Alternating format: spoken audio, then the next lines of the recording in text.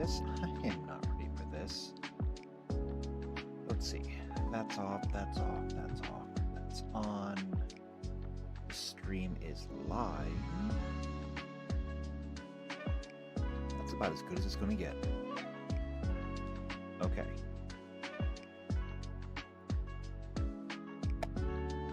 Hello! Shadowcat back with the Magic the Gathering Sunday module stream thingy that I'm so not ready for today. I'm here at least. I'm here. I don't know what I'm doing, but I'm here, and that's got to count for something, right? It does count for something. I hope. Like I'm just looking for extra credit here. That's all I'm doing.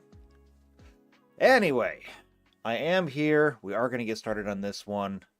I don't have a plan. Okay, I'm going to come right out and say it. I don't have a plan. There is no plan. I am sans plan. And we're going to make it up. So, first things first, let's hit the chat, because I do have people here. First off, I see that Blizz is in the chat. Hello, Blizz. Good to see you. JP is also in the chat. Hello, JP. Good morning to you. JP says, plug the Discord. Okay, fine. You're right. I should be doing that, because I'm really bad at doing this. But okay, before we get into everything, just so I get my plugs in, make sure that if you're not subscribed already to the channel, subscribe now. Hit the bell icon. That way you get notified every time these videos come out. If you know somebody else who is also into either Pathfinder or Magic the Gathering, then share this with them, because it's what we do here. We do tabletop games and other games, and we mix them together in weird ways. And if you do like what we're doing here, go ahead and leave a like on the video, leave a comment down below. If you're going to leave a comment down below, though, I would highly suggest you go to the description. There's a link in the description that leads to my Discord. You can join the Discord. It's free. It's open. You can come talk with us and leave comments there that we can even respond to immediately. Or share videos and memes and stuff like that. We have fun there. Importantly, though, if you want to play with us, like we already have a Star Trek game going on right now, but if you want to play this module when it's done, you'd have to join the Discord, come to the Behind the Screen channel, let me know what game you want to play, what your availability is, and as soon as I have enough players for one game, we'll have a game going. So, do that, and I hope that I'll see you there. In the meantime, we're going to go ahead and we're going to get into this. Now, a couple of things have changed a little bit. OpenOffice is kind of dying. If you're not familiar with OpenOffice, it is an office suite for the computer, very similar to like Microsoft Office, things like that. It's got a word processor, it's got a spreadsheet, it's got a PowerPoint thing, it's got a database thing. It's got lots of things that I actually don't really use, except for like the word processor and the spreadsheets. But it does have other things. Anyway, the problem with OpenOffice is that it's dying. It's essentially abandonware at this point. The people that were making it stopped working on it a long time ago. And so, yeah, it's kind of just gone already. And I noticed that when I was working on my Star Trek module, which has continued development while it's been played, it's up to about 27, 28, maybe. I don't know. I haven't counted in a while. It's up to almost 30 pages. That is almost 30 very large, very filled in spreadsheets in the workbook. And apparently, in doing a little bit of research, OpenOffice does have some memory limits. And when you brush up against them, it does bad things, like forget things. Which I don't know if you realize this, but when you're working with spreadsheets, forgetting things is like the last thing that you want to do. So I have now migrated over to LibreOffice or LibreOffice. I'm not sure. Anyway, it's a new program. It's a new suite. It's actually been developed by some of the same people that were working on OpenOffice. So I have high expectations and high hopes. And so far I have been using it. But whenever you're working with a new program, there's an adjustment period. And like, I liked OpenOffice, and I liked the way it worked. And LibreOffice seems to work in very similar ways, but like all the buttons on top have moved, and they look different. And for somebody who is already visually challenged to begin with, when you change the way the buttons look, it really messes with my world. So, I'm going to go ahead and I'm going to bring that in right now. It's not too different to look at. I probably need to adjust things like my cropping, but it'll be okay. I think I can leave it like this for now. It'll just be a little bit less clean for today. We'll survive. I mean, maybe. Can I fix it a little bit? I'm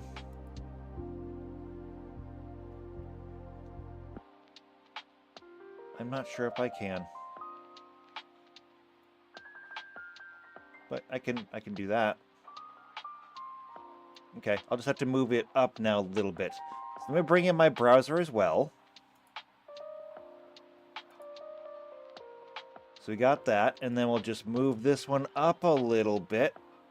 There we go. There's still a little bit of a gap between them that I can never seem to close. I don't know why, and it bothers me. But okay, like I said, we're gonna make this work. It's an adjustment period for everybody. Alright, so before we figure out what we're doing today, because I have no idea what we're doing today, let's just go back and review what we did last time. So the last time we were here, we worked on guilds, because guilds are going to be somewhat of a limiting factor in the world. In order to help, how do I want to phrase this? In order to help to not just restrict, but to act as a barrier against power building, and as a way to help foster diversity between characters, I'm going to have the guilds be spreading throughout the entire multiverse, which is something that we can do at the point in time that we are in Magic the Gathering. Again, and I was actually talking with ChatGPT about this. The fact that we have omen paths means that certain things have to have had happened. And I wonder if I can pull that up. I'm not going to bring up the actual ChatGPT stuff, but I can at least read from it. So if I pull up that conversation, which is dedicated exclusively to this module, where was it?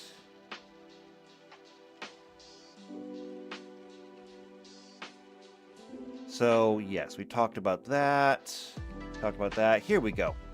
So yeah, timeline prerequisites. And the way that I was describing this is, if you're familiar with like Doctor Who, a common thing in Doctor Who was the idea of fixed points in history. Things that must happen in order for time to remain as it is, and in order for the universe to remain as it is. Things that, could the Doctor, or really any Time Lord, change? Sure they could.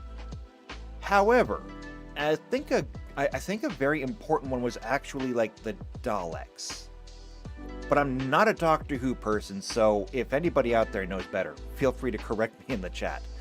But like, the Daleks led an entire war against the Time Lords, and the Time Lords were kinda losing that war.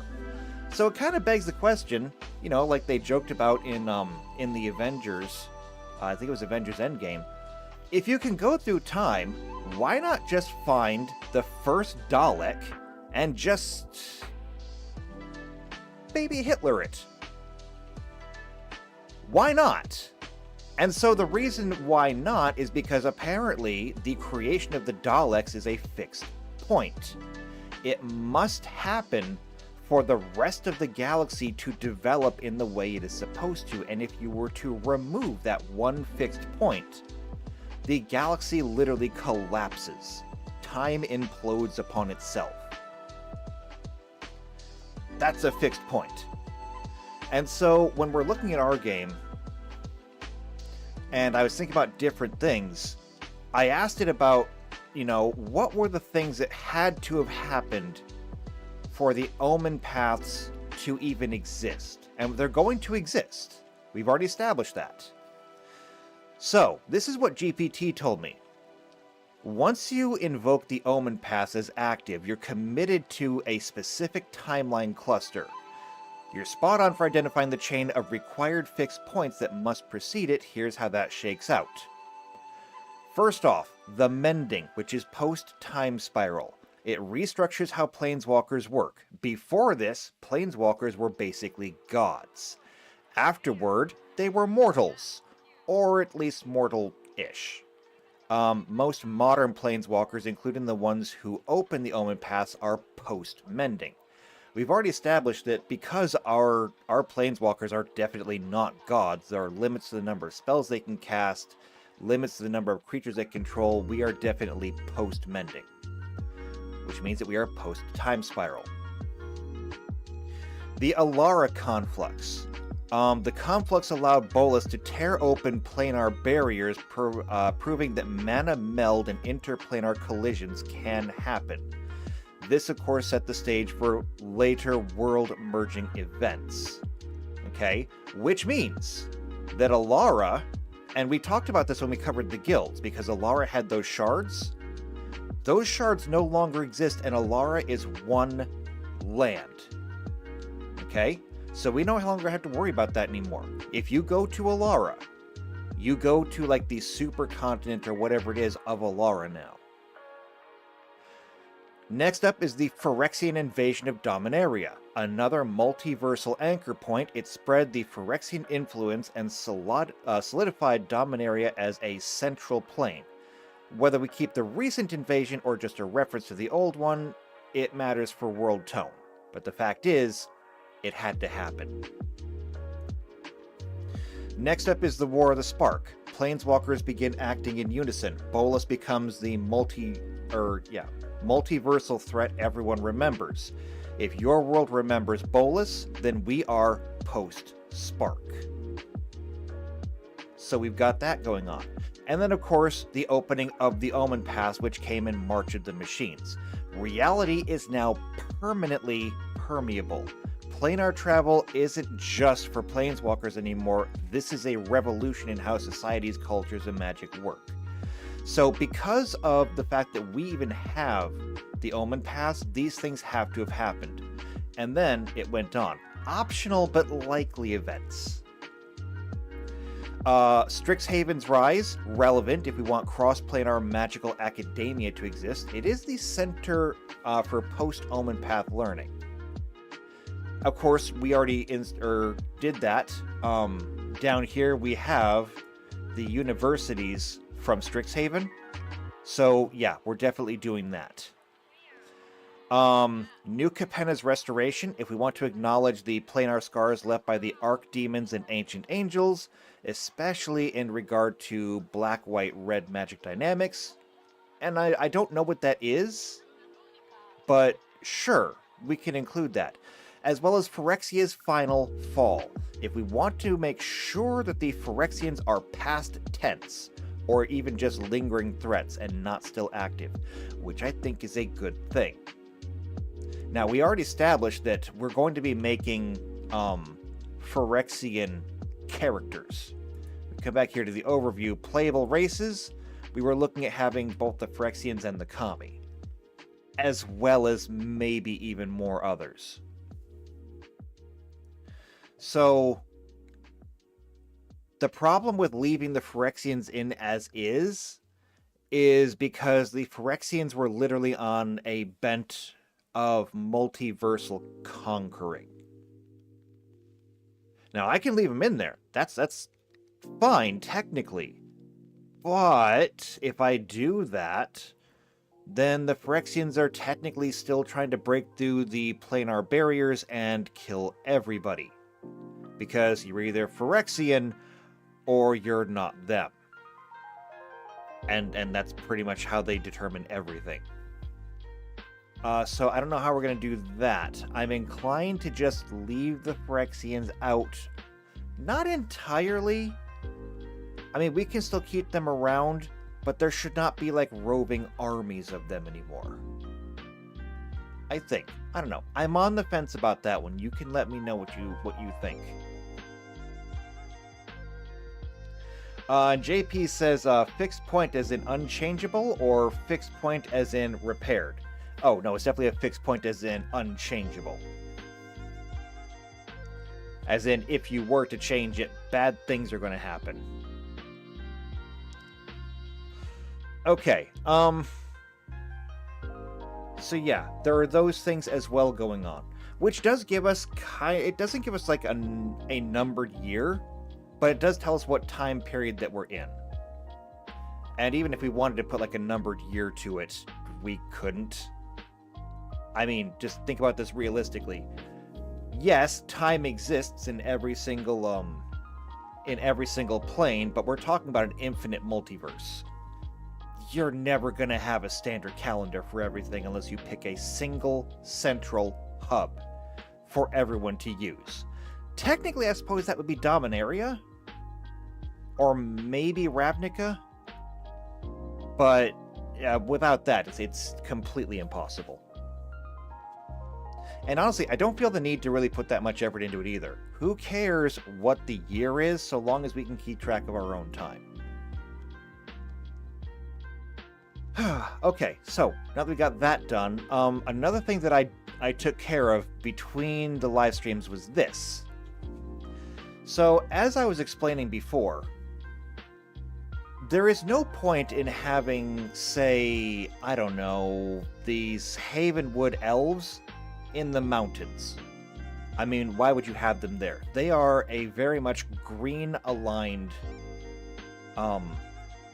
a green-aligned guild, and there's no reason for them to be anywhere else. So what I did is I actually sat down and separated all of the guilds that we have by their colors. Now, some of these do have overlap. For example, over here under white, we have the Orzhov Syndicate. They're white-black. Over here under black, we also have the Orzhov Syndicate because they are white-black. The more colors you have, the more overlap there is, and thus, the more expansive their influence will probably be. So, like, the Order of the Ebon Hand here is only ever going to show up in, like, swamps. Because that's just the only place that they're going to exist. However, if we look into like these houses, like the Asban house, well, they're white, black, and green. And so when we look at this, we've got the Asban houses in black lands. We've also got them in white lands. And over here, we've got them in the green lands. This is going to take us back to our mana system, where, because we've got all of these already set, if it happens to be the dominant mana of that land, we're going to go in and we're going to just pick randomly, or at least I will pick randomly, any one of these. And so every city, maybe every city above a certain size, but every city should have some kind of guild representation, whatever that happens to be. Maybe you have the Orzhov Syndicate in your city, which is great, it's fine. Maybe instead you have the Sultai Brood there. Or maybe you have a school. Maybe it's either the Silver Quills or the Witherblooms. Either one. There will be some kind of representation in pretty much every single settlement. And JP says, the Dominaria. Sounds like a BDSM union. Well, I mean, I was going to disagree, but given the number of people that get hurt there, maybe? And also, PC Unicorn is in. Hello, PC Unicorn. Good to see you. All right, so that's everything that we took care of last time. I think I want to go back to the mana system today because I want to look at some things. And that is, I've got everything going here, but one of the things that I've always kind of wondered about is the whole this. And so one of the things that I've been wanting to go through is land destruction. And that is going to require me to pull something up here. We're going to go back to the wiki. Rules, mechanics, maybe. Card types, maybe.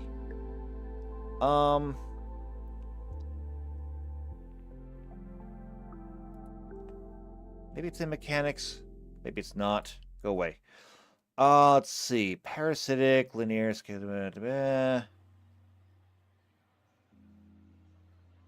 no, this is not what I want to see. This is not what I want to see. I want to find color. Where is color going to be? Let's try the comprehensive rules. Maybe it'll mention color in here. Yeah, colors right here.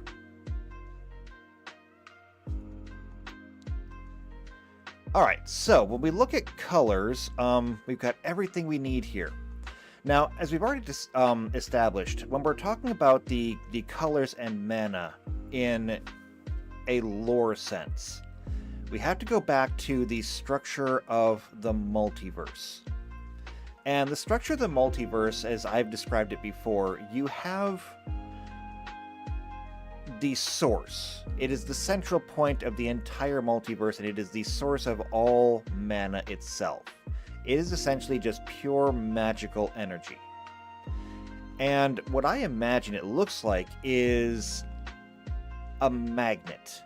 We've all seen magnets before. We've seen if you like shake iron filings onto a piece of paper, how they align themselves into what we call field lines. And those are kind of like what ley lines are. So these field lines, they start from one pole, they extend out, they loop around, and they come back into the other pole. Why do they do that? I don't know. I've actually been looking for that answer for a very long time, and I still haven't found it yet. I've actually been told that we just don't know yet. It's just one of those mysteries that we're not meant to know. But anyway, that's how the ley lines work. They come out from the source, they loop around, and then they come back. So where does the interaction between them and the planes come in? Well, the planes exist in... How best to describe this? Imagine a circle. Okay? Let's imagine a circle, and there is a single point in the middle of that circle. That point is the source. And we're going to take a disc. Okay? A disc. It's the same size as that circle that we just drew. And we're going to lay it over that circle. Now, the disc is only at 1% opacity. It's barely there. You can still see it, but it's barely there. That is a plane. And if we take a whole bunch of these and we just keep layering them one over another, each one of them is only 1% opacity. But once you've stacked 100 of them over the circle, you now have this solid circle, which is our multiverse. And all of those ley lines are simply passing through each and every one of them. They give each one the energy and the mechanics to exist as a functioning universe. To that end, we have these colors, and what do they do? So, for example, if we come down here and we look at this, we already saw this, and this is the same thing that we have up here. White is peace, law, structure, selflessness, equality, and so on and so forth. We have this color pie, which is wonderful, and I don't think that I can show the entire thing on here. But I can do that, actually. Hold on, let me just slide this down a little bit. There we go. All right. See full-size image. There we go. So we'll just make this a little bit bigger. But in this color wheel, we can actually see what is kind of important to everything. Because, yes, we had the other one. And it says that, you know, white is peace, law, structure, selflessness, equality. And it shows the same things here, mostly. So, like, morality, the laws of gods and spirits. Order, the laws of man. There is uncreative, peace, and law. All of these are traits of white. Over here in blue, we've got logic and technology. Which, you know, knowledge is one of the things that was already listed under blue. Intellect, omniscience, inaction. Under black, we've got parasitism, we've got amorality, selfishness, omnipotence, and paranoia? I don't know, the words are upside down, it's hard to read them. The point is, we all have traits here, and I think that we can use these traits when it comes to things like mana destruction.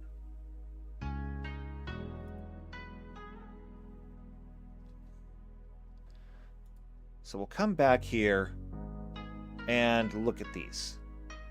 So, individualism within each color. The Magic books provide readers and players with greater insight into the perspective of characters that represent certain colors, or a combination at a personal level. When pulled apart from their kin, individuals can be shown to have traits in common with their color or guild, yet toned down to a smaller, more realistic scale, which is kind of what we're looking for, but we're also kind of looking for the macro scale too.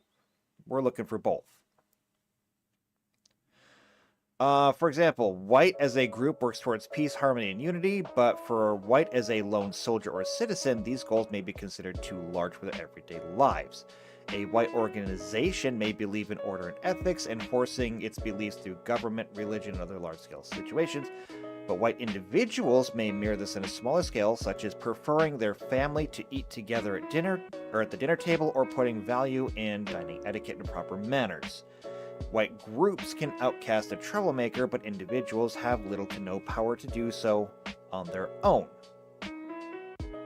But there are some guidelines and some rules for determining the identity of a character.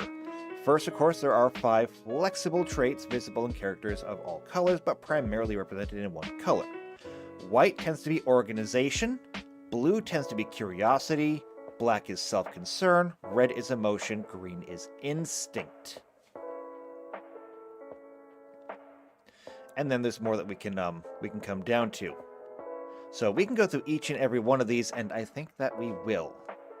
And I mean, there's a whole article here on white. Is it worth our time to go through these individual articles, or can we stick with the color? Let's see. If I just look at the table of contents here, we've got flavor at the top, which is great. Strengths and weaknesses, misconceptions and controversies. Well, I'm definitely interested in the misconceptions and controversies. As far as strengths and weaknesses, though,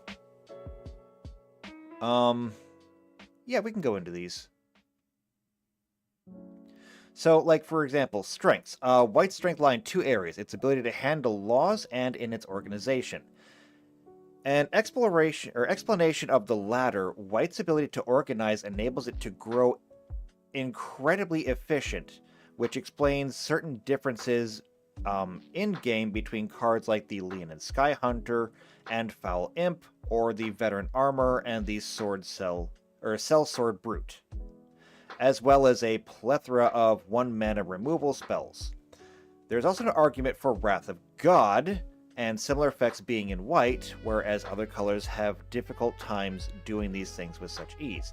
An explanation of the former, White's ability to create laws is one of its primary attributes, but its strength lies in its ability to work and defeat its opponent under these laws when others cannot. In the case of another law being formed, even white laws working against it, white is the best color at enchantment destruction, granting it the ability to abolish them should it prove necessary, and further illustrating its strength at handling laws. And so that's really interesting. So one of the things that I want to bring up here is when we're talking about land destruction, there's going to be two really, really big effects. Number one, obviously, if we're destroying land, and I'm going to go ahead and move this back up. When we destroy land, we're destroying mana. And if we destroy enough mana, then you may be simply unable to cast certain spells in certain areas. If we destroy all the black mana in an area, black planeswalkers are going to be just completely at a loss. Unless they have the capability of just, casting some other spells. But I want to come down to... Where is it? Here we go, settlements. Because this is where I think it's going to get really interesting. When we're making settlements, and I have a whole generator for doing this, it's fine. One of the things that I want to point out, though, is that every settlement has traits. Here we go. So, name, alignment and type, modifiers, qualities. Here we go. I think qualities we want. Or no, wait. Modifiers what we wanted. Here we go. Modifiers. A settlement possesses 6 modifiers that apply to specific skill checks made in the settlement. A settlement's starting modifier values are determined by its type. This value is further adjusted by the settlement's alignment, government qualities, disadvantages, etc., etc. Note that introducing settlement modifiers into a game will somewhat increase the complexity of skill checks by adding another variable every time they visit a new town or city. Consider using these as an optional rule. I do use these. They don't come up as much as people think they do, and they're usually pretty easy to adapt to. It's just a global modifier for things. Alright, so what are those modifiers? Well, let's get into that, because these are things that are actually going to matter. First one, corruption. Corruption measures how open a settlement's officials are to bribes, how honest its citizens are, how likely anyone in town is to report a crime. Low corruption indicates a high level of civic honesty. A settlement's corruption modifies all bluff checks made against city officials or guards, and on all stealth checks made outside, but not inside, buildings or underground. So, corruption. When we're looking at that, we also need to take a look at our colors here. What would make corruption go up and down? Well, obviously, I think if you are primarily in a black area, that should make corruption go up. After all, key things for black: self-interest and uninhibitedness.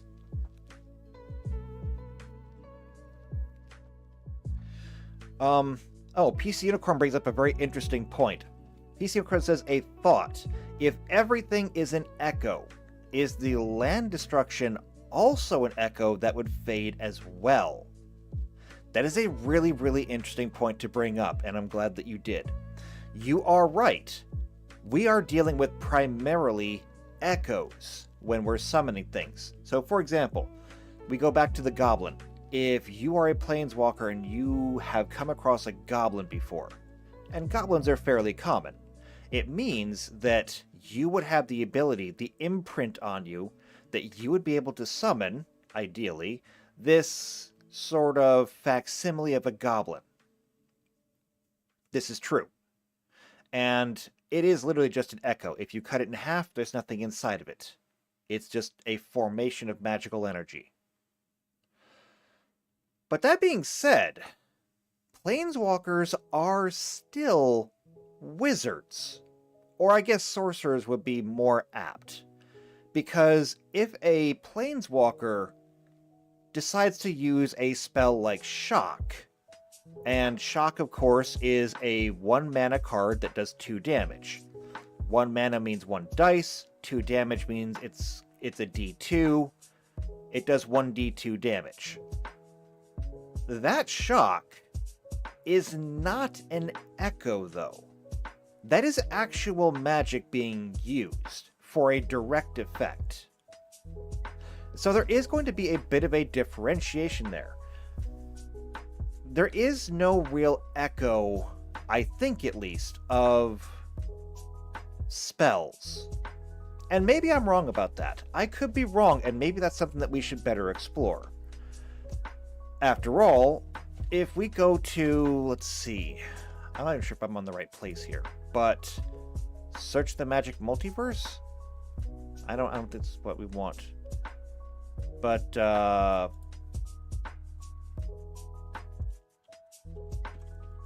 Lightning Bolt. Very common card. And this is not the page that I want to be on. Hold on a second. This is not the right page.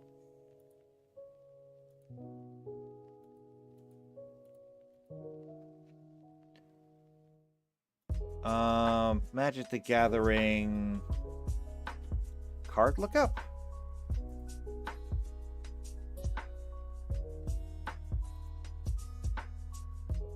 Is this it? This doesn't look like it. Did they change their website?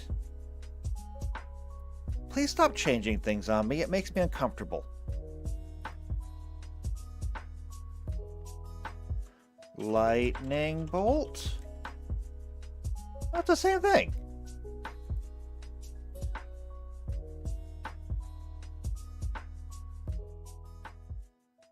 It says Thrum of Vestige. Okay, I don't want whatever Thrum of Vestige is. It seems like the same thing.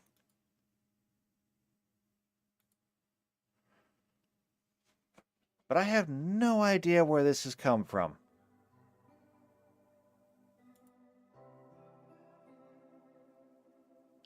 Yeah, it does seem like they've redone their entire friggin' site. Guess need to stop this. Okay, well, looks like I had to learn a whole new thing again.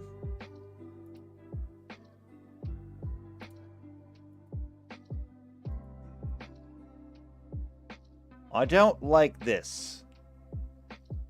Alright, let me bring back in my browser. This is terrible. This is just awful. Alright, so we've got this. It says right here, the Thrum of Vestige, Lightning Bolt. It says up here the card name is Lightning Bolt. You can't see, it's cut off on the screen. Mana cost is 1. All the information is the same. I don't know why they had to go and do this. I can't even figure out where, like, other versions of the card would be where I could, like, find the original. Oh, here we go. Printings. I don't know what this Thrum of Vestige is, but there we go. There's the original Lightning Bolt. That's what I wanted, okay? Why do you gotta make things so difficult? Alright, Lightning Bolt. So we got the typical card. Now, let me come back here to Wizards. Because... Actually, no, not Wizards. Come back to Druids. Because if we're gonna talk about, like, controlling actual lightning... That's a Druid thing.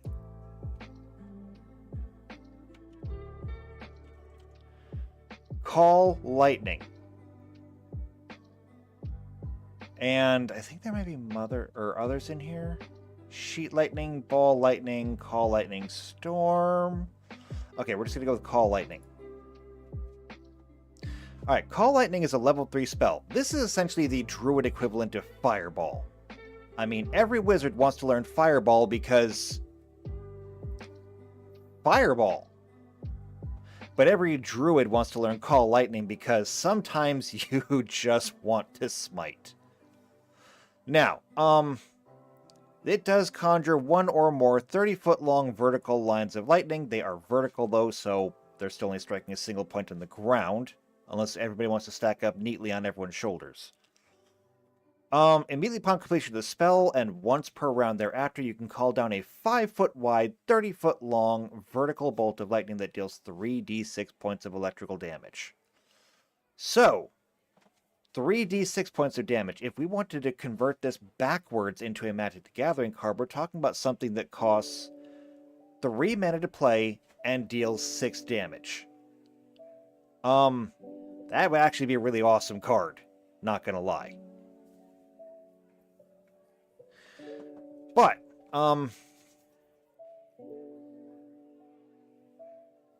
when we look at this, let's see, comparing this lightning bolt to the other lightning bolt, the other lightning bolt does seem like a much paler comparison. And so there is an argument to be made that even spells like lightning bolt would be an echo of what they formerly were, which then brings into question land destruction. If you destroy the land, does it heal afterwards? I'm inclined to not let that happen. But I do agree that perhaps simply having land destruction should be something that can be mitigated. After all, we can have land destruction. And that's fine. I agree, we should have land destruction. These cards exist for a reason. But there are also others. I think it's this one, Rampant Growth. Yes, it is. Rampant Growth that costs 1+ green to play. Search your library for a basic land card, put it onto the battlefield tapped, and then shuffle. We need to look at this card and say, what does this card do for us in our game? Because obviously there is no library for you to search through. There are no basic land cards for you to find. And how does this work then? Is this just a useless card that we have no actual purpose for? Or can we use it? And the answer, I think, is we can go ahead and we can leave land destruction as permanent. And I think that we can justify that in saying that even if we go ahead and say that the card Lightning Bolt is a pale comparison to the Druid spell Lightning Bolt. If you were to get hit by that Lightning Bolt, it would deal damage. Does that damage just go away after the fight because the spell was temporary? The answer to that is no. None of the effects of the spells are temporary. If you take hit point damage, you are wounded. And that's whether it's done by a lightning bolt or a goblin with a cleaver. So I think that we can follow the logic there and simply say that yes, land destruction will be permanent. The spell may not be, but the effects will be. But it also means that we'll be able to integrate things like Rampant Growth, where you can find a basic land and put it into the battlefield tapped. Now, interestingly, it does not actually specify what kind of land. Obviously, it's a green spell. It costs 1+ green to play, but it does not say that you have to put a forest out. And so, as long as you were a player or a planeswalker who had the ability to channel green mana, you would be able to do this. This could be very powerful because it could also allow anybody to really reshape the world as they wanted it. A very powerful ability and something that we will absolutely need to cap. So I think that's what we're going to have to do now that we're thinking about it. So let's go ahead and make some notes here, because I wanted to talk about land destruction, but we're going to need a cap. I'm going to move this down so I have some room to work here. So already, when we look at this, we have a maximum saturation because our dominant mana is going to be 2d6. That means that there's a minimum of 2, a maximum of 12. All of the other manas, that's 4 colors, 1d4. If we assume that we rolled 4 on all of those, that's 16. If I add those together, we get a total of 28. But what happens if we were to play Rampant Growth in a place that has 28 mana already? I don't know. And I'm a little interested to find out. So we need to think about how we can possibly reshape things, because if we can, let's make a few assumptions here, okay? Let's make a few assumptions. We've already discussed that it's a little fuzzy as to how the mana works. Does an area have a dominant mana because of the landscape?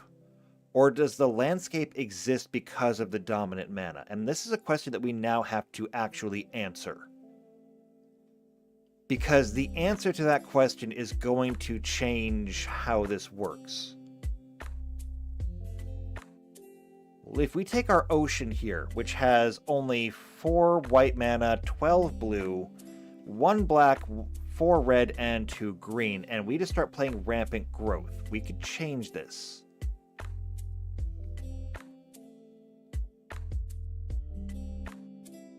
What happens if we were to get the dominant mana, hold on, gotta collect my thoughts here. What would happen if we were to raise another mana higher than the dominant mana? That could, in theory, change what the environment was. And looks like Blizz Star is out of here. Thank you for coming in, Blizz. It was good to see you. Hope you have a good day, too. Okay, so if we took, like, say, maybe not the ocean because it's a lot of blue mana, but let's take the forest here, okay? The forest here has 2 white mana, 4 blue mana, 3 black, 1 red, and 6 green. 6 green is, you know, a lot, but it's not that much.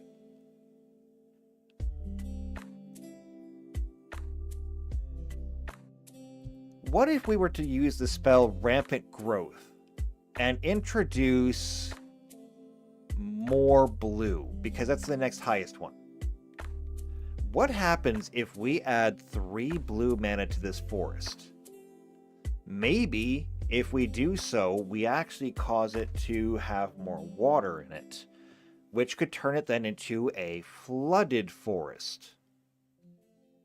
Now, a flooded forest is technically a swamp, but I mean, we can't make a swamp with blue mana, so that's going to be a little bit hard. It would turn into a flooded forest, which is probably even a card. Is it a card? I'm going to look it up. I'm going to look it up.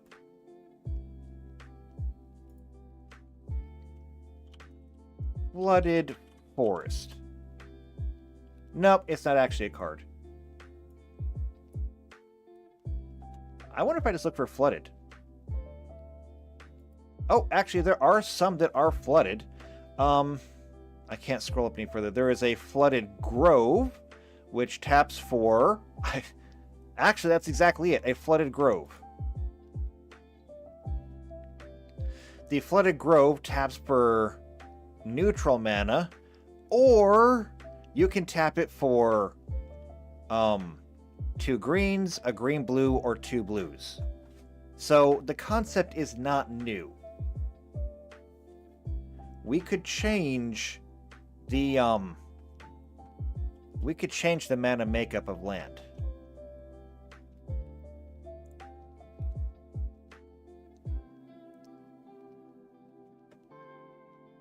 But we still need a cap.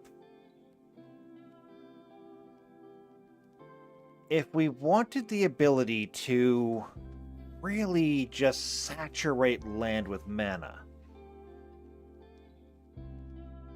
I think that the goal, of course, should be for all mana to be equal. So if our dominant mana is naturally going to be 12, what if we did the same thing?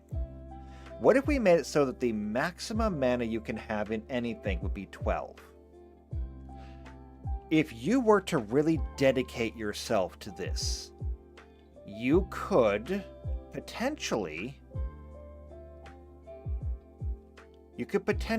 add up to 12 mana into any one area. That would bring the total mana for any area up to 60. You can't go higher than 60. That's 12 mana for each color plus 5 or times 5 colors. Go back. Okay. I don't need those.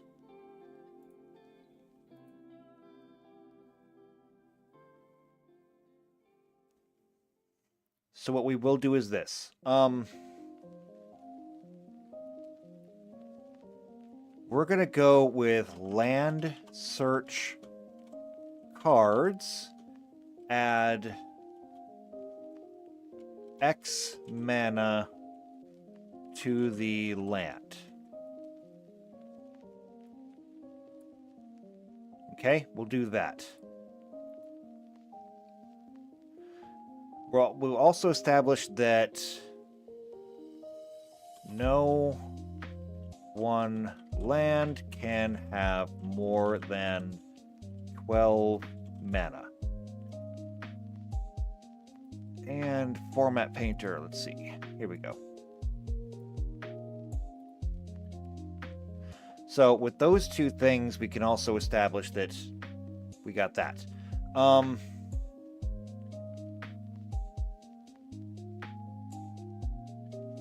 I'm going to go with this, and I'm not sure how I feel about this, but I'm going to try this anyway.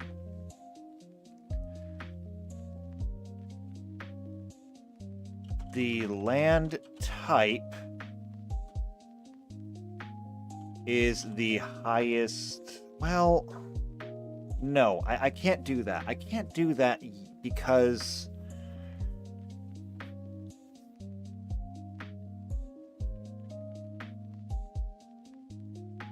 Here's the thing.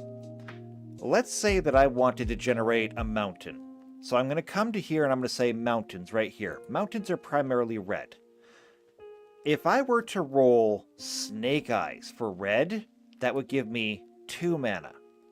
If I rolled 4s and everything else, I now have a mountain that has less red mana in it than everything else. And what does that even mean? What does that look like? I would say it's a dead mountain, but I mean, mountains are usually pretty inert by default.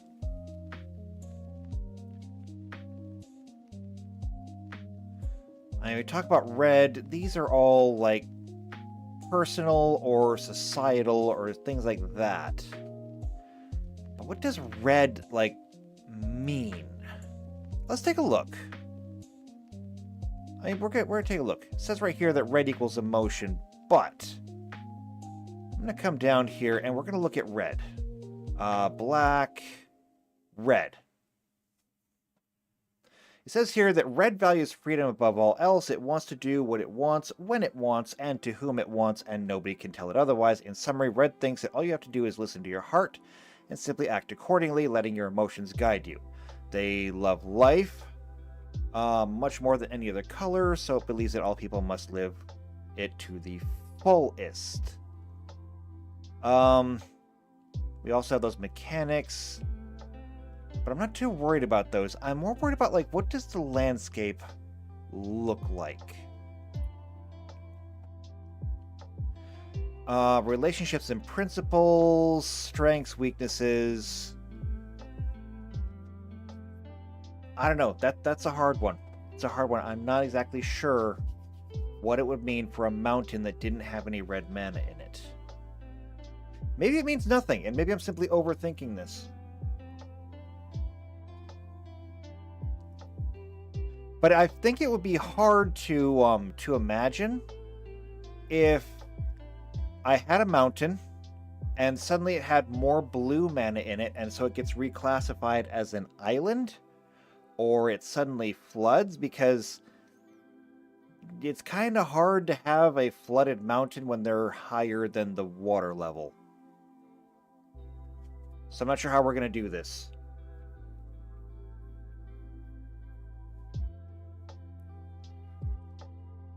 I don't know. It's an interesting one.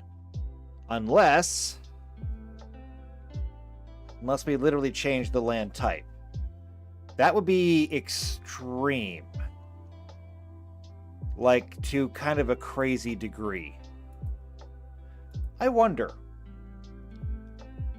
I wonder. I need to look up all of the spells in here because I need some kind of reference point. Spells. Magic. Can I get a list of spells? And I do mean all of the spells. Violent weather, counter spell, spell descriptions, casting times.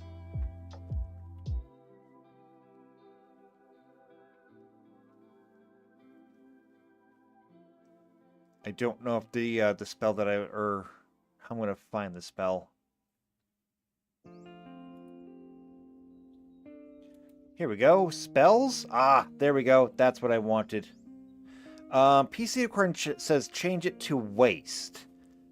That's not entirely accurate, though, because we're just changing it to a new color. I'm going to come down here to T. I'm looking for something very, very specific. There is Tectonic Communion. That sounds bad. Telepathy, teleporting... Terrain Bond, Terrible Remorse. Nope, I don't think it's in here. I don't think it's in here. I was looking for Terraform.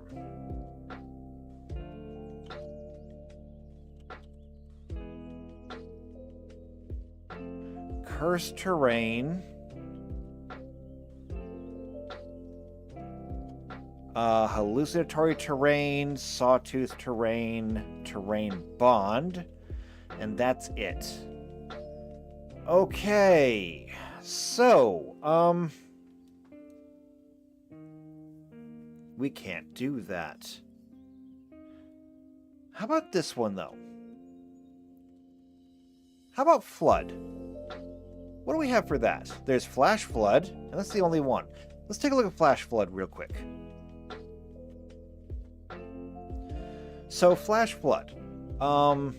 It is a one standard action. One standard action to cast it. It requires a verbal component, somatic component, material component, a water-smoothed pebble. It is a 60-foot cone-shaped burst. It's instant and lasts for 1 round per level. See text. You call forth a fast-moving wave that batters all creatures in its path and leaves the target area flooded. Each creature in the area must succeed at a reflex save or take 1d6 points of bludgeoning damage per 2 caster levels to a maximum of 10d6, which is nice. It also bull rushes everyone in its path. Let's see.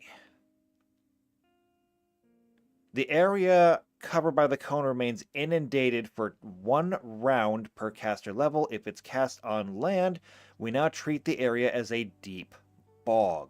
If cast on water, the water level rises by 5 feet. If you're on water, though, you're probably in a boat. Who cares? Literally, a rising tide lifts all ships. Whatever.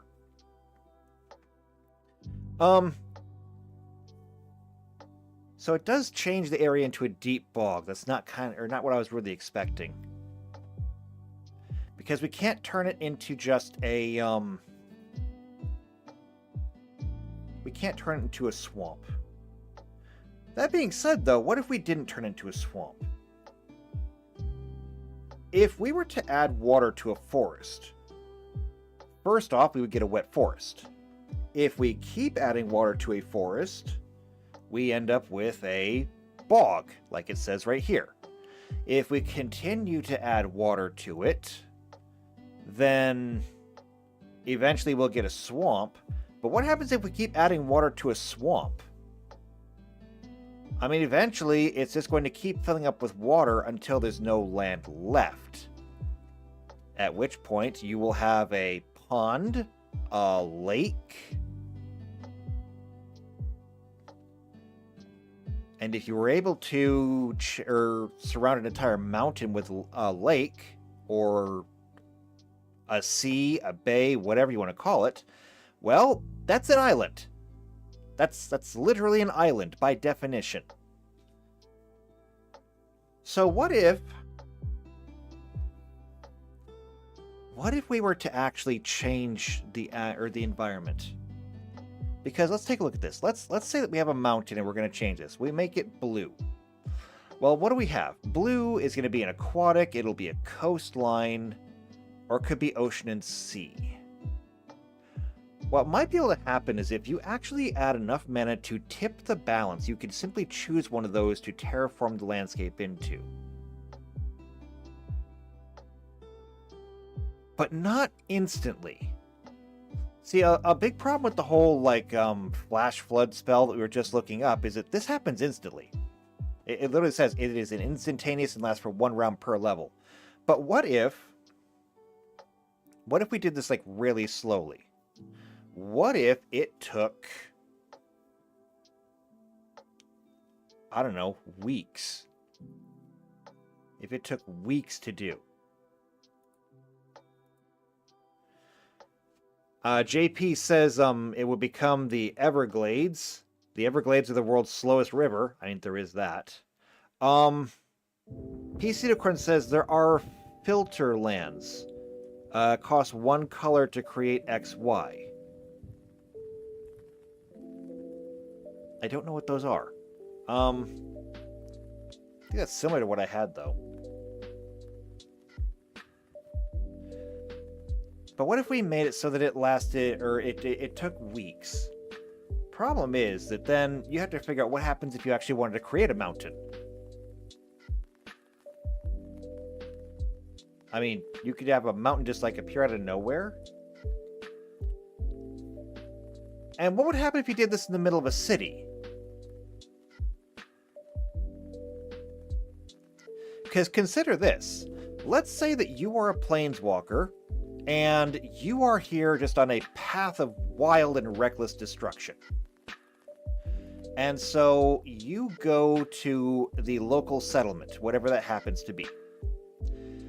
You go in there and you have a single spell. It's Rampant Growth, and you just start pouring blue mana into this town. Now, the cities are by nature, it says right here, city and urban, it's colorless.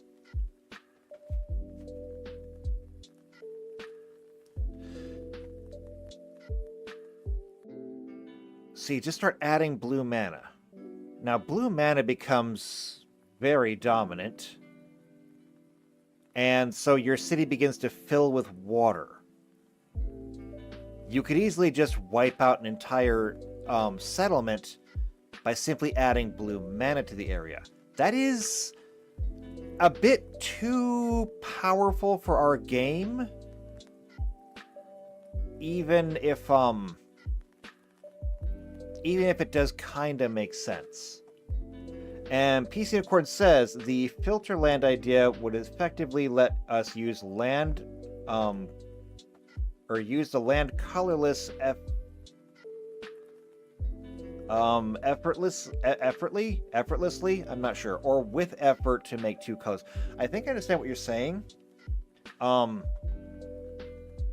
It's kind of like the card that I was just showing. Where was it? Here we go. The Flooded Grove.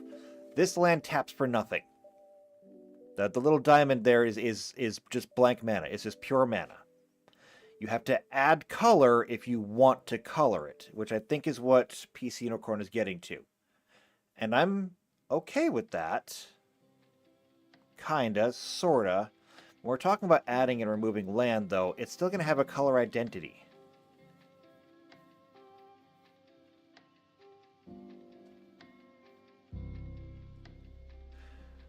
Another thing that I could consider is what if it didn't take weeks to change these things? If we go under the assumption that the ley lines shaped the world,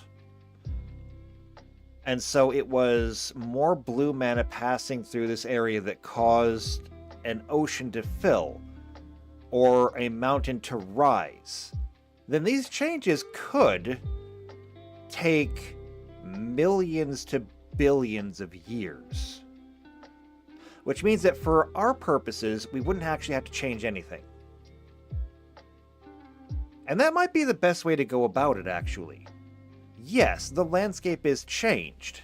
Yes, it will it will reformat itself to fit the new mana scheme. But at the same time, it will happen so slowly that you'll never notice the difference, and for the time being, the land itself will be an anomaly. This actually fixes a lot of our problems.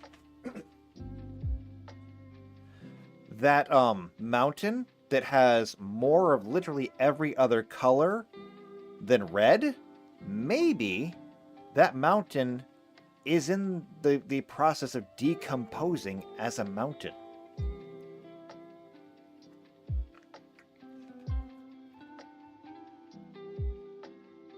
Now, what does that mean? Well, it means that perhaps that mountain is eroding just a little bit faster than others are. Maybe it means that the land underneath it is slowly being washed away because now there's more blue mana than red. The water underground is washing away the foundations, and eventually the mountain will simply collapse in on itself and become a lake. There's different ways that we could flavor this up. Each one of them would take a really, really long time, though. And so it would be completely irrelevant to us. So I'm not going to put in the land becomes whatever the other one is, because it's not going to matter to us. What will matter is the fact that when these things happen, it will simply change what kind of land it is eventually. All right, so we don't really need to worry about that then. Land destruction and land creation are really going to be just ley line destruction and creation, and this is actually going to work out really well for us, I think. All right, so that was a very long tangent there, and gotta remember to do my thing. So if you're enjoying this so far, make sure to subscribe to the channel, hit the bell icon, that way you get notified every time these videos come out. If you know somebody else who's also into Pathfinder, or if they are into Magic the Gathering, make sure to share this video with them, because especially if they've got insights into this, I could use their help and they're going to enjoy telling me what to do. If you like what we're doing here, make sure to leave a like on the video, leave a comment down below, but if you're gonna go through the effort of leaving a comment down below, go ahead and join our Discord. There's a link down there. It's down there somewhere. Just take a look. Join the Discord. Come hang out with us. You can tell us all things you want. You can give me corrections, whatever you want to do. If you want to play with us, though, you'll have to come to the Behind the Screens channel. Let me know what game you want to play and what your availability is, and as soon as I've got enough people for a game, we'll do it. So, I hope to see you in the Discord. And now, getting back to this. PC Decorn says, technically lands are colorless for identities, so destroy X color doesn't affect it. But you like my idea anyway. I like my idea too. I think it's a pretty good idea. Again, it goes back to the whole chicken and the egg thing. Does the land make the mana, or does the mana make the land? And I mean, we gotta get a little bit... Hold on. Let me just sit down here. We're gonna rock talk, okay? We're gonna rock talk. Because we're gonna have to get a little metaphysical here, okay? Because, like, I don't know if God made the universe. I don't know if a quantum event made the universe, but something made the universe. And something had to give order to that universe. Now, as far as we can tell, there's really only two really strong theories for that. Number one, God said, "Let there be gravity," and there was gravity. The other one is that gravity is just a thing, and it's there. It's a quantum event, it's a quantum effect, and we don't fully understand it yet, but we know that it works. Either way, these things came in and they gave structure and shape to the universe. We're just kind of replacing God and physics with ley lines. And so, as these ley lines are passing through all of the various multiverses, they're puncturing the universe in certain places, and the color disposition of the ley line is what is giving rise to everything. And when you think about it, we're talking about planes as though they're like a place. But no, every plane is a whole universe. It's just that, much like our own universe where everything is centered on Earth because we're on Earth and Earth is the only place we know of where anything ever happens, the same thing is true of other multiverses. Why is everything centered on Dominaria? Well, it's because that's where the people are. But there are still many, many other stars and planets in the Dominaria-centered universe. What if every single one of those stars and planets was a ley line? What if the star itself is the ley line? And kind of like a frayed rope, there are just strands coming off of it, and each one of those makes the planet, and each one of those strands frays, and that makes the individual terrains on the planet. There's a lot of metaphysical ways that we could argue this and model it, and I think that however we do it, this is going to work.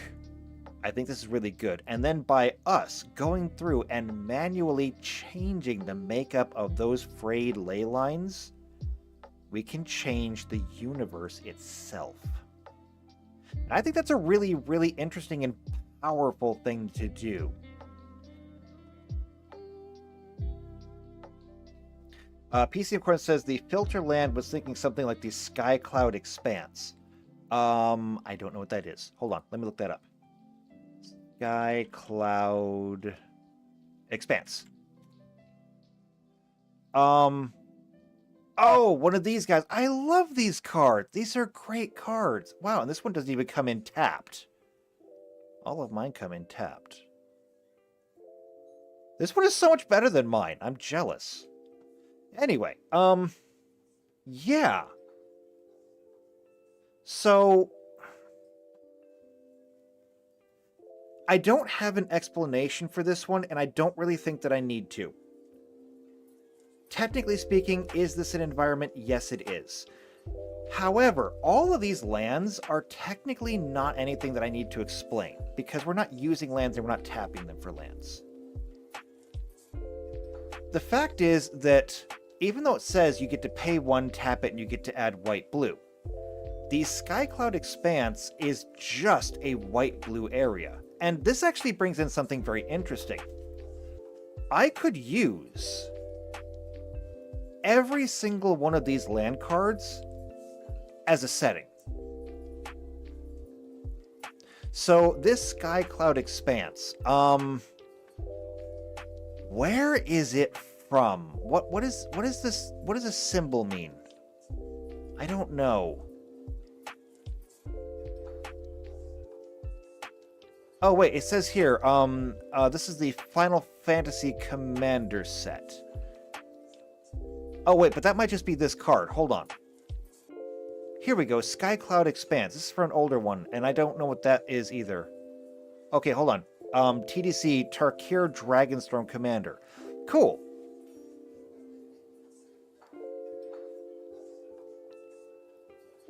So, Tarkir's an actual setting. I can go back into a lot of these, though.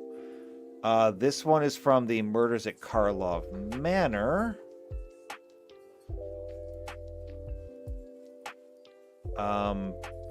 Is there a way for me to get through these?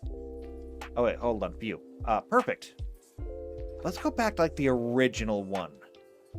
Going back. We're going way back. This is just from Odyssey, and I don't necessarily know what places. Oh, wait, here we go. From Altaria, the sun above meets the sea below at a glittering horizon. Now, see right there. Oh, Altaria. Where is that? Hold on a second. I don't know what'll pop up if I do this. Otaria?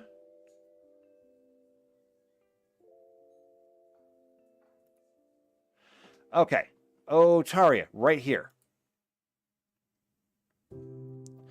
So, it says here, Otaria is a long, thin continent running north-south on Dominaria.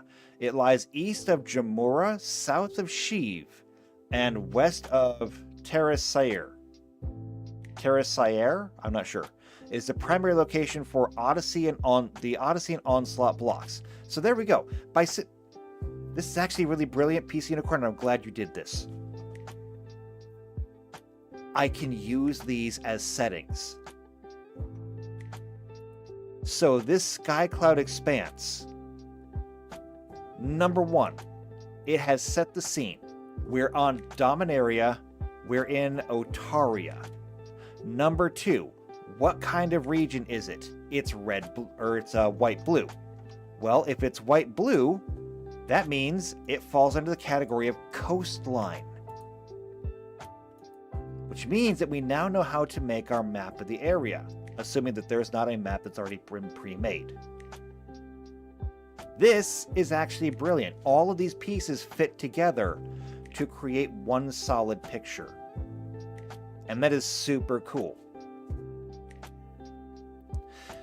It's also going to be super kind of bad for me, because that means that I might have to go through all of these lands and figure out where they all go. I don't want to. But maybe I have to. We'll cross that bridge when we get to it. But that is super cool. Okay, it also means though that if you were to go there, and if you added more blue mana to the area, because again, this whole blue-white thing, that means that they both get 2d6. And so, I don't know if I roll them both together, or just roll once and apply it to both of them. Maybe rolling once and applying it to both of them is a better way, because that way they stay balanced. But if you go in there and you add more blue mana, well, now it's just going to flood. And now it'll be just an aquatic environment. And if you decide that you'll add more white mana, the waters recede, and now it's just a plains. But again, these things would take too long for it to really matter. So I don't need to think about it that much. I need to stop thinking about that so much. I'm trying. There's a lot of stuff in the brain. So I like that. I like that a lot. And so we got good rules here. Land search cards will add X mana to the land. No one land can have more than 12 mana. And let's face it, if you were to actually fill up the land and all the way up to 60, it would essentially become colorless, because everything would just be full. Or perhaps we have to turn it into something else. I mean, what would that look like?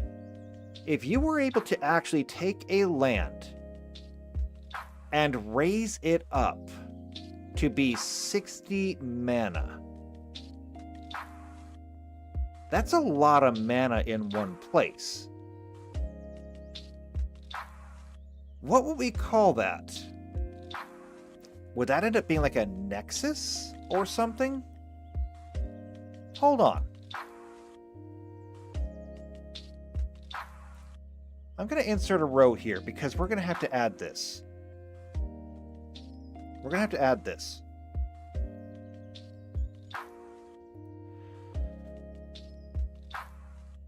The dominant color, once you hit 60, it's going to have to be rainbow.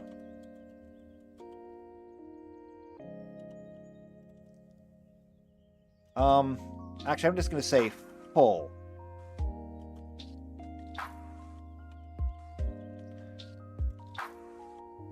Now, first off, I don't think I can color a cell in rainbow. I don't think that's an option. I can make custom colors, but I don't think I can make a rainbow. Yeah, I can make custom colors, but not that. Didn't think that I could anyway. What would we call it? I don't know. And PC Unicorn says, with 50 mana, you could cast that 50 Emrakul's card. That is, first off, not going to happen. Okay? It's not going to happen. But I'm glad you brought that up too, because that actually brings up a very interesting point. Think about it. With 50 mana available, you would be able to cast something that would literally be on par with an actual Eldrazi. This is actually getting a little bit, just a little bit, just a sliver into the pre-mending ideas of Planeswalkers. Also getting into the Wizards of the Coast stuff. Things like the time before the Spell Plague, when you literally had godlike wizards and sorcerers running around casting level 10, 11, 12, even level 13 spells. The kind of things that even the gods were looking at and saying, we've lost control. They have magic powers now that exceed our own. The mortals are now a threat to us. And so, I think the idea of having so much mana in one place is going to deserve its own thing. Now, is this going to be relevant? Probably not. Because again, we're talking about something that would take, number one, a long time to even cast it. Yes, Giant Growth is only a level 2 spell. You need one colorless and one green to do it. At level 2, which is when you would get it, you can cast 6 spells per day. Which means, let's go ahead and assume the bare minimum. Because the dominant mana is 2d6 and the rest of them are 1d6, if you rolled the minimum just once, that means that the most dead land you could have would have 6 mana in it. If you can cast an additional one mana,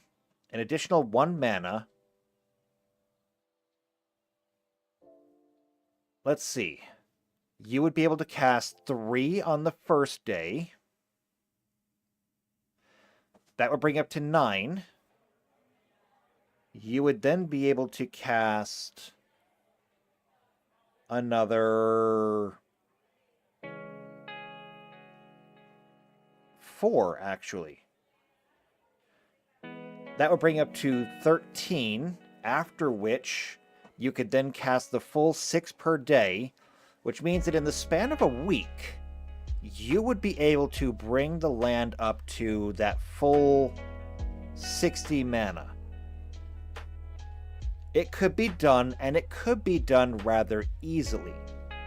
So why do we not see it done more often? Well, because again, if we go back to the idea that it takes a really, really long time to actually terraform an area this way, the only places that you would find this would have had to have been created just eons ago.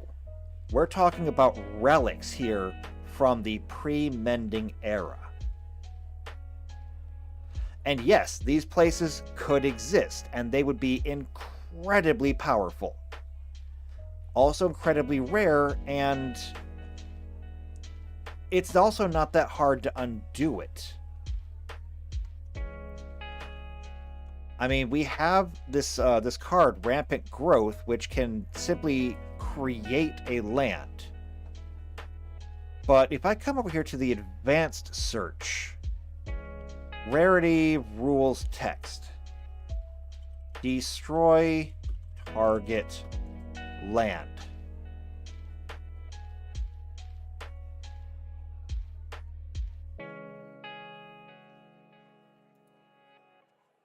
Enter.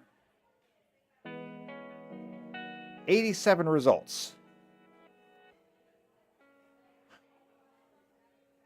Can you show me? Actually, no. Let me let me change this. 87 results, and I want it to cost only 2, because that's what rampant growth costs. Card superlative, card type, flavor, text, color. Oh, mana cost. Let's go with one generic mana. And I guess we'll go with red. Okay, no results. White. No results. Blue. No results. Black. No. Green? No. Okay.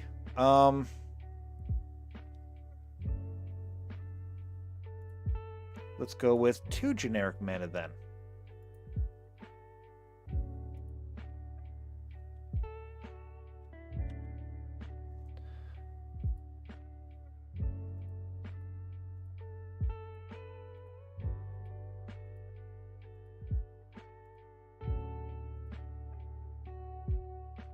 Okay, I do have one result for the colorless mana. And it's the Arc of Blight. This is from the Scourge set. And you conjure the Arc of Blight, you then pay 3, sacrifice it, and destroy target land. So, yeah, there we go. We've got that. PCM Corn also says, look up Utopia Scroll. I mean, I'm sure it would do the same thing. We can look it up.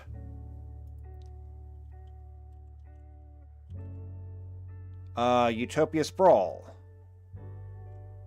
Enchant Forest. As Utopia Sprawl enters the battlefield, choose a color. Whenever the enchanted forest is tapped for mana, its controller adds additional 1 mana of the chosen color. No, not what I was thinking of. I'm thinking of literal land destruction, because I wanted to find out what the cheapest option for land destruction was.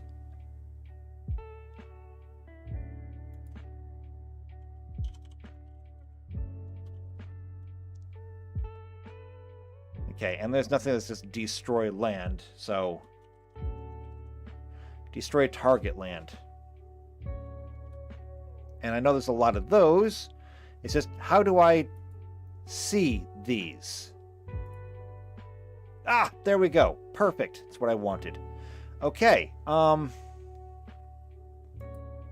card name, mana cost. Perfect. Okay. These are lands. These are lands. We can't use those anyway. Here we go. Aha! Raise. So here it says, at the time you play Raise, sacrifice the land and destroy target land. So sacrificing is something we haven't really talked about yet. And it's a little... because I'm not... How do you sacrifice a land if you don't actually control the land? We still have a lot of mechanics that we need to get into, and I'm kind of on the activated keywords. And by the way, there's new activated keywords now. And so I have to go through and add those. Magic the Gathering is always expanding. But yeah, right here, raise. Sacrifice a land and display. And perhaps whenever you have to sacrifice a land, you're simply just destroying another ley line. I don't know. So if we went on that, then whoever was using giant growth, or rampant growth, excuse me, to create this perfect full rainbow colored nexus of power, you could undo it with Raise in half the time.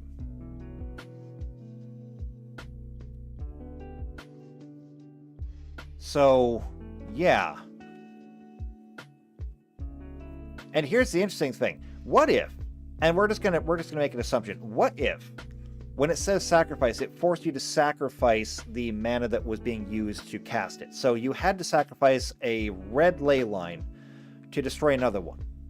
If you were to take this raise card and just use it to destroy all of the green mana that they were using to build this place up,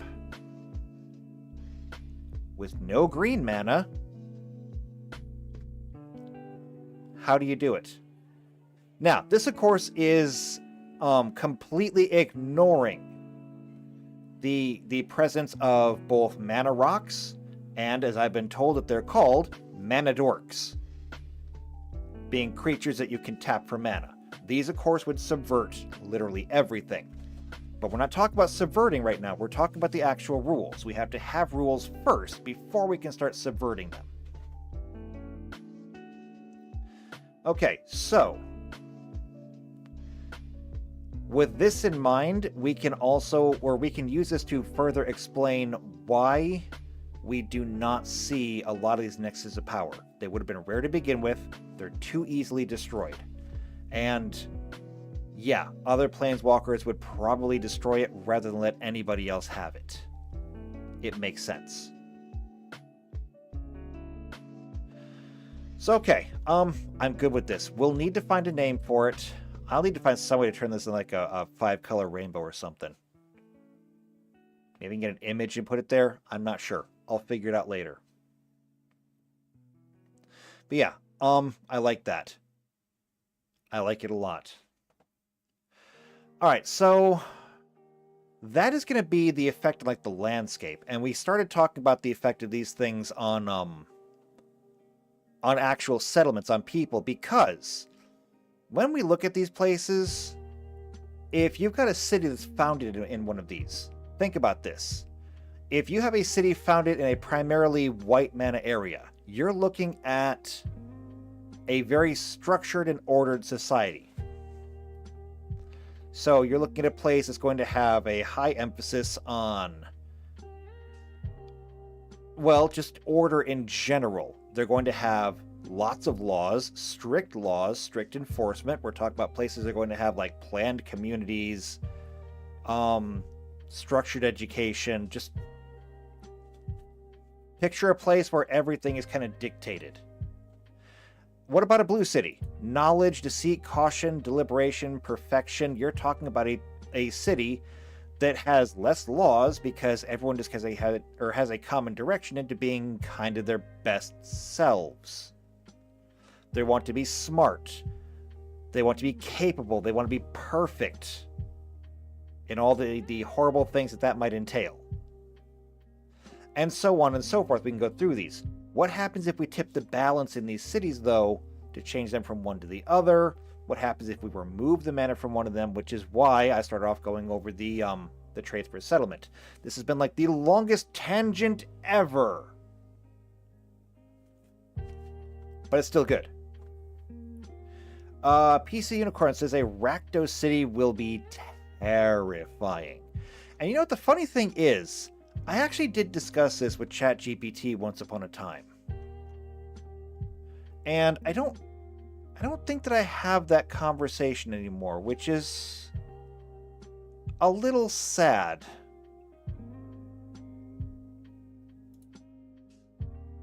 Let me take a quick look here into some of my older conversations and see if I have any of that. Because I had kind of the same feeling about some of these.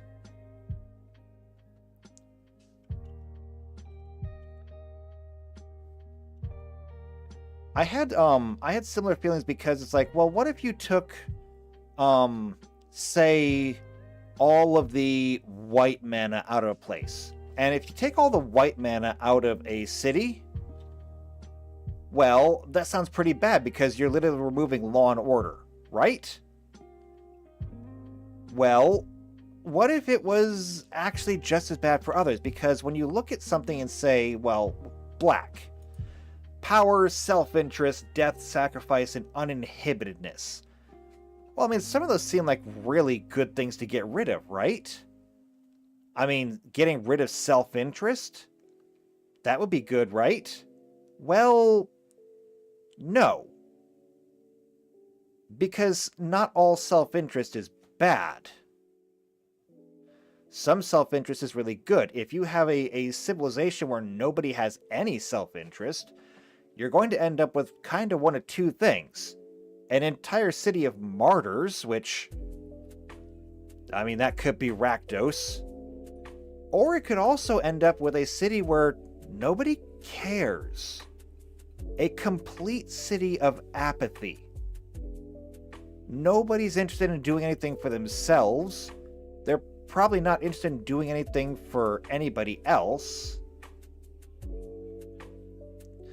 If you take away sacrifice, well, I mean, sure, some sacrifice might be goats, but it could also mean that nobody's willing to give anything up.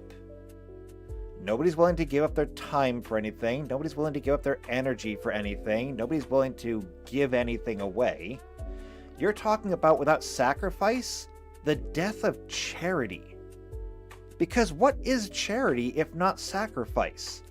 You are taking something away from yourself and giving it for absolutely nothing in return. It is a sacrifice either of your own blood, sweat, and tears, or your own material possessions or monetary strength. When you remove sacrifice, you remove that. And uninhibitedness. Well, uninhibitedness, it sounds like getting rid of that's a good thing if you're talking about people who want to just like run out and start fires, which we've seen quite a bit of lately. Seems like we could do with less of that, right? But then again, what is the opposite of that? Inhibitedness. In other words, people are too inhibited to do anything. Oh my god, I think I just described millennials. Anyway, they don't go outside and do anything. They don't get out of bed in the morning, or they don't leave the house in the morning. They don't start anything, much less finish anything. They don't talk to people. They don't take care of anything. They don't do things. And so while black is considered this whole thing about like death and suffering and rot and miasma, just entrails and falling flesh and bones scraping across the floor. Black is also motion. It's time. It's effort. It's direction. White has the same thing because you're told to. And because everybody tells you the same thing, you all move in the same direction. Black doesn't need to be told to go in that direction because black wants to. Which, by the way, when we were looking at the wiki and looking at how the relationship between black and red, I did happen to notice that this is one of the reasons why black and red get along so very, very well. Black wants to do the thing. Why? Because black wants to do it. It benefits them in some way. Whether it benefits them materially, it benefits them societally, it benefits them emotionally. They do it for a self-interested reason, but that reason doesn't have to be destructive. Red, on the other hand, does things because they want to. Not because it benefits them in some way, but just because they want. Freedom, emotion, action, impulse, and destruction. Right there.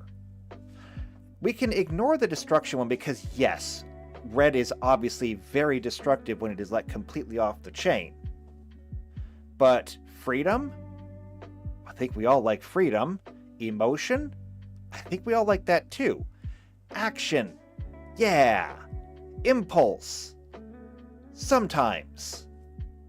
Destruction? Maybe tone it down. But that's why black and red get along so well together. And I think that what we need to look at now is how these things are going to affect like a city, which is why I was looking at settlements before and why I'm going to go back to it now. Because we got through the first one. We got through corruption, and we were talking about how with corruption, you're looking at corruption rising when black rises or when white falls. And then, of course, the opposite. Corruption falling when white rises or black falls. And what I think we need is to have just a... what we need to have is a list of the different modifiers and what goes up and down depending on what color is involved. So we're gonna go back through these, and I'm gonna make a note here. Corruption, crime, economy and law, and then lore and society.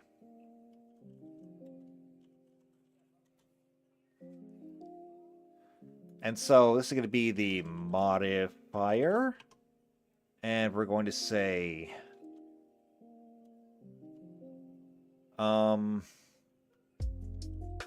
rising and falling. So, for example, rising is going to be white down, black up. Falling is going to be black down, white up. And we'll just kind of try and make this work. Why did you... Oh, that's why. No, we'll just undo that. Undo that. All right, but what about some of the other ones? So let's get back to the modifiers here. Crime. Crime is a measure of the settlement's lawlessness. A settlement with a low crime modifier is relatively safe, with violent crime being rare or even unknown, while a settlement with high crime is likely to have a powerful thieves guild and a significant problem with violence. The atmosphere generated by a settlement's crime level applies as a modifier on sense motive checks to avoid being bluffed and to sleight of hand checks made to pick pockets. Okay, now this one might get a little bit more interesting. I'm going to change this because I need to make some space here. And again, LibreOffice. Where is the merge button? Is it that one? Okay, it's that one. I hate learning new things. Actually, that's not true. I love learning new things. I hate learning new systems like this. Okay. Here's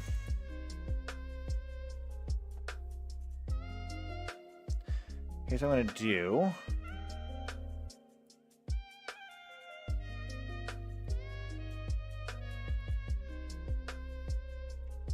Put that there. I'm going to delete this one.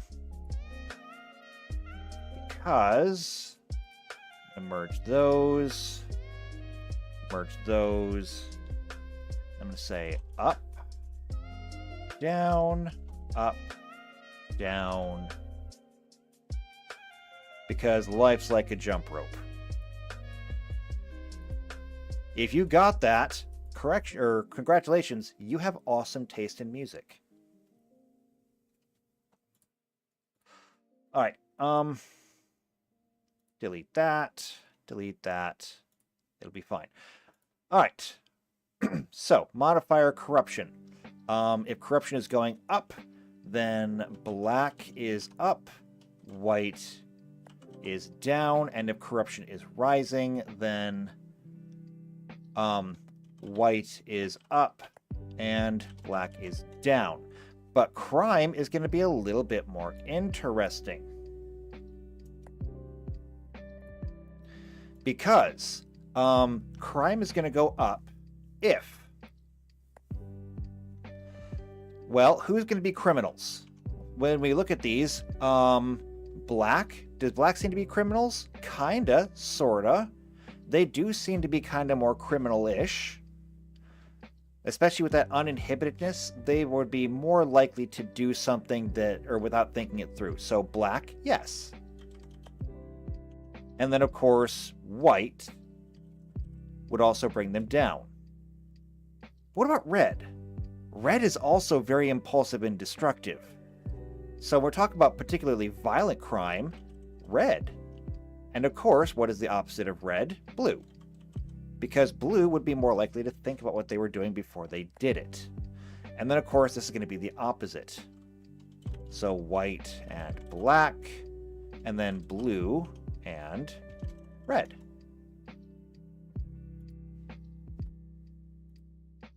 Now, why does this matter? I will explain why in just a minute, because these are all going to be modifiers. It'll be something like a +2 modifier, and when I say a +2 modifier, crime here. It says the atmosphere generated by a settlement's crime level applies a modifier on sense motive checks to avoid being bluffed, and sleight of hand checks made to pick pockets.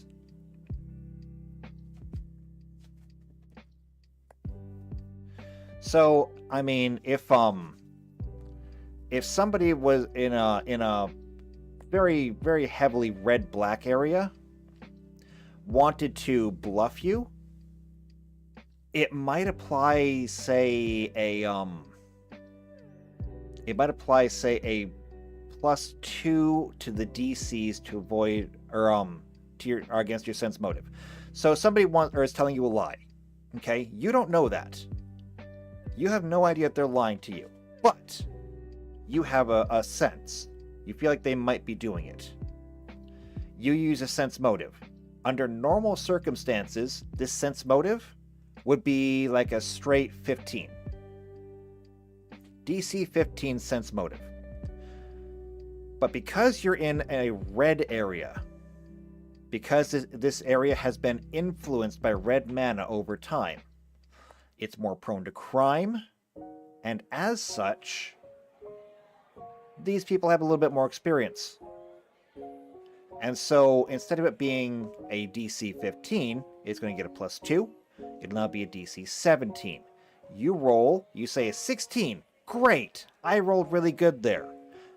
Is he being honest with me, or is he not being honest with me? And I'll come back and simply say, you're pretty sure he's being honest with you. Because you just got bluffed. Because the people here, that's their lifestyle.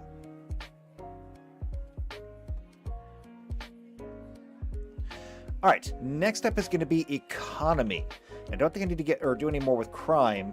Green doesn't really have anything here for that. All right, so economy. Now with economy, it is the health of its trade and the wealth of its successful citizens. A low economy modifier doesn't automatically mean the town is beset with poverty.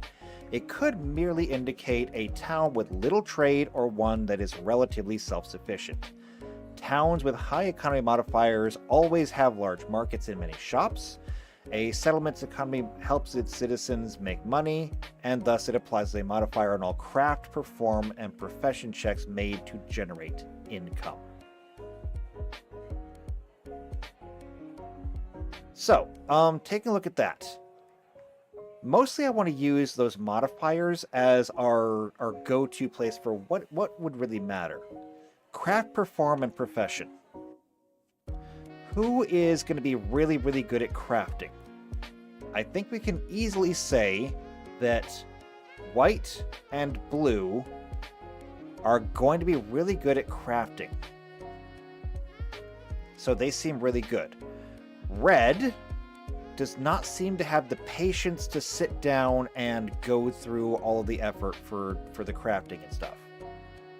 So I don't think so. Black has the potential. But here's what I see. With black, it's not enough for it to be a bonus. And so, as much as they would benefit from it, they would also... there would be a detriment there. they would cancel each other out. So what I think we're going to look for here is that white and blue are absolutely going to be getting a bonus to economy. So white, white, and blue. Now, red is a little bit too impulsive and destructive for this kind of thing, so red is going to go there.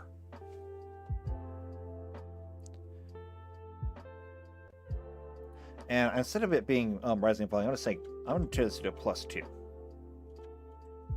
And that didn't work. I got to reformat these. Hold on. Where is the format button? Format cells. Why is it at the bottom? Format those as text. +2. +2. Oh, wait. No, not +2. -2.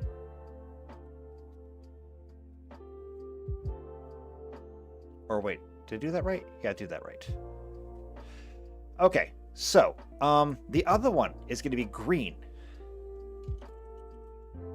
Why green? Well, because remember what it said. It's not just about how much money you have. It's also about how much trade you have. It does not automatically mean a town is beset with poverty. It could merely indicate a town with little trade or one that is relatively self-sufficient. And we're talking about a green area.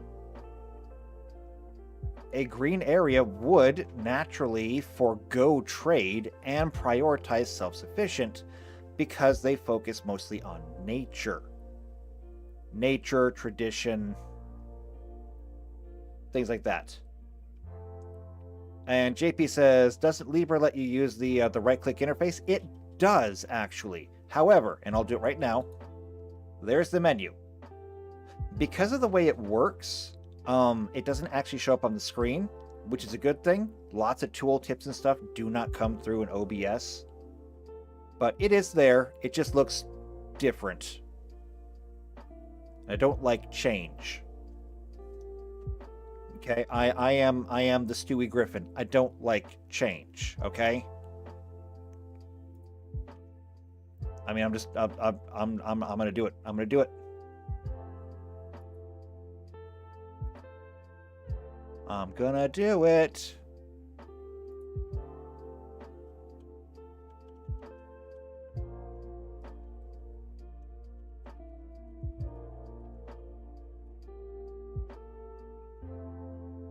I've done it before.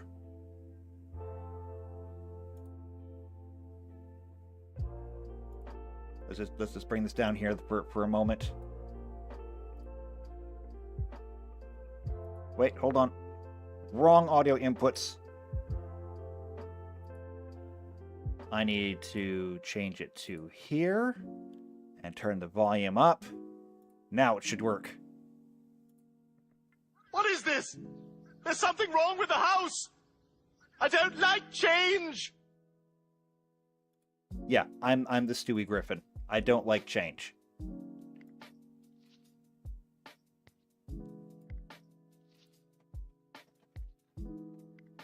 Okay, anyway, back to economy. So, green is not going to want to trade with people. If green is dominant, they're not going to want to do it. So, -2 if it's red or green.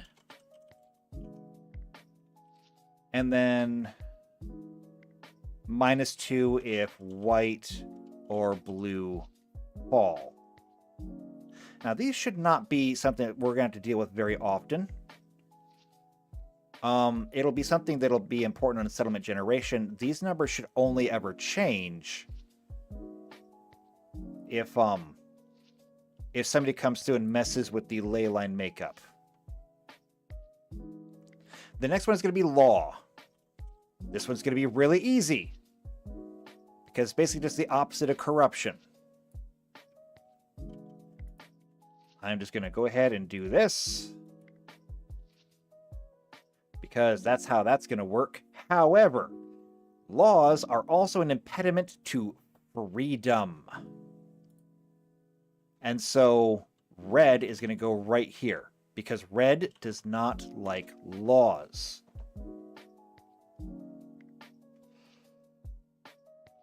But here's a weird thing. Neither does blue. Because blue also, as it says up here, is really keen on deception. Blue is basically all of those like scientists that you hear about who do inhumane experiments because they want to know. Curiosity is one of their driving factors, and not all of them have a moral compass that will stop them. And so we're going to go ahead and I think we'll leave it like that. But law is only really important to white. Next up is going to be lore. And by the way, we look at law. It says it measures how strict a settlement's laws and edicts are. With a low law or law modifier, it doesn't necessarily mean they're crime ridden. In fact, a low law modifier usually indicates that a town simply has little need for protection since crime is so rare. A high law modifier means the settlement's guards are particularly alert, vigilant, and well organized. The more lawful a town is, the more timidly its citizens tend to respond to shows of force. And when we think about that, we could also maybe add green in here. Because a green area is going to be very much the natural order. You don't need laws as much, but you also don't have anything to really worry about. Maybe. I'm not sure if I should be doing that. Maybe not. Green is going to operate by natural law. They're not going to want to have regular laws. Okay, we're not going to include them. Next, lore. So, lore. A settlement's lore modifier measures not only how willing its citizens are to chat and talk with visitors, but also how available and accessible libraries and sages are.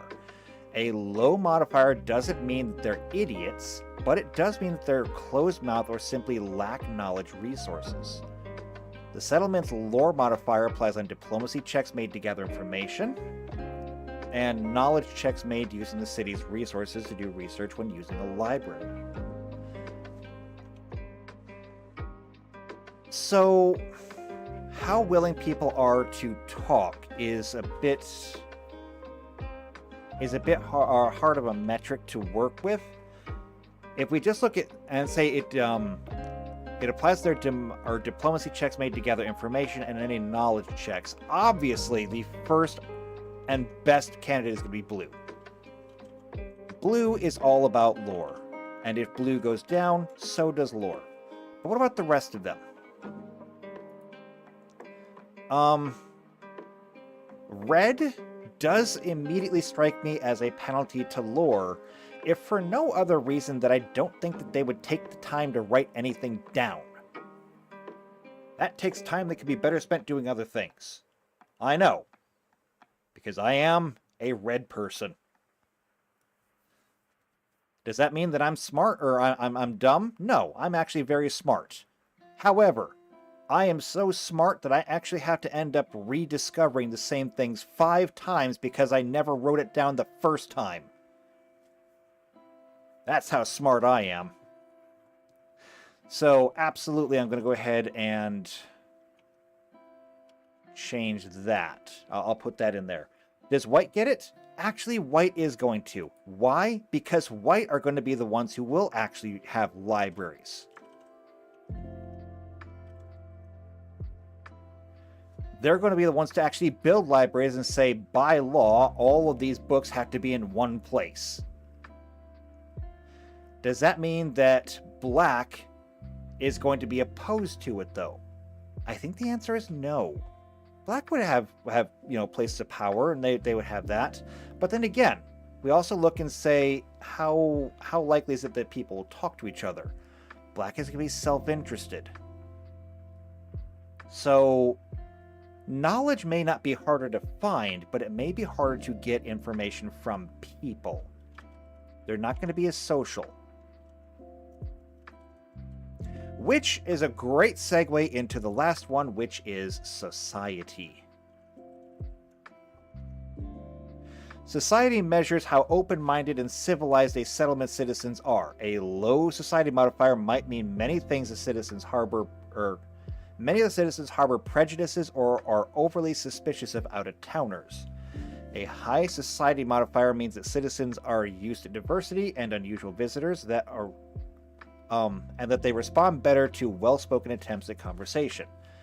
A settlement society modifier applies on all disguise checks as well as diplomacy checks to alter the attitude of any non-government official.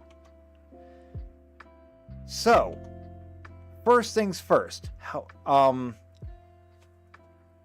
It might mean many of their citizens harbor prejudices or are overly suspicious of out-of-towners. Or it might mean they're used to diversity and unusual visitors or they respond well. So with society, this one's actually going to be very interesting. White is probably not going to be very social. White will probably be very social among their own people. But they may not take well to outsiders. Does that mean that black will? Well, actually, sorta, kinda.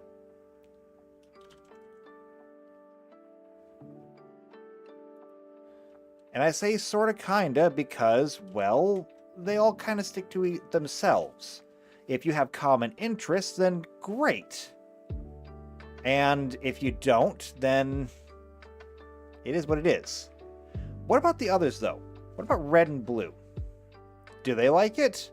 Actually, sorta, kinda. It's gonna be very similar to the whole crime thing. Why? Because red prioritizes freedom. Freedom and impulse. They're going to see anything new as exciting and they're going to jump on it. Blue, on the other hand, just wants to do their thing. And they're very cautious of other people. So, lower society. What about green? Well, green is kind of the outlier here, but again, green just wants to kind of be left alone. Green wants to do their own thing. So interestingly enough, while they do harbor very tight-knit communities, that works both for and against them. And since you, as a player, will not be a part of that community, green is also going to go on the anti-society part.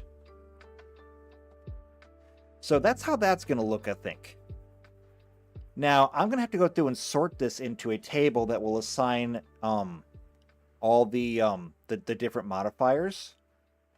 But it'll also give us something where, if things change, we'll be able to adjust them on the fly. And while it might take a long time for, say, an area to be completely terraformed, these are things that can change literally overnight. So I'll make sure to put that together, and I'll have that ready for the next time so that we can go over it and review it. It's going to be really, really good, though. I like it. But okay, I am already over time, and so I'm going to have to call it here. I think we made a lot of good progress. We had a lot of really interesting breakthroughs because there's a lot of really interesting things going on right now. I especially like the idea of being able to add mana to a place and create something of just incredible power. I can't wait to dive in more into that. But for right now, I'm going to go ahead and I'm going to take a break here. I got other things I got to do today, and I'm sure that you want to go and enjoy your Sunday. Hopefully it's better than mine. Mine is raining, like, all day. It's disappointing. But, okay then. So, if you enjoyed any of this and you want to see more of it, subscribe to the channel, hit the bell icon, that way you get notified every time these come out. I do these streams every Sunday morning, but hey, hit the bell icon anyway. I mean, it's there, you may as well, right? If you know somebody else who's also into either Pathfinder or Magic the Gathering, then go ahead and share this with them, because if they don't like this, then I don't know what to do. I mean, I think I'm doing better work right now than Wizards of the Coast, and I'm not even getting paid for it. So, do that. Otherwise, if you like what we're doing here, go ahead and leave a like on the video, leave a comment down below. But if you're going to leave a comment down below, I would really just rather you join our Discord. There's a link down there. It works. Join the Discord, come and talk to us there, come to the Behind the Screen channel, and let me know if you want to play. Let me know what game you want to play, what your availability is, and as soon as I've got enough players, we'll start the game. So, do that. Hope to see you there. Hope to see you next time for more Magic the Gathering. And I guess I can get rid of these things now. There we go. I hope to see you next time for more Magic the Gathering. And until then, take care.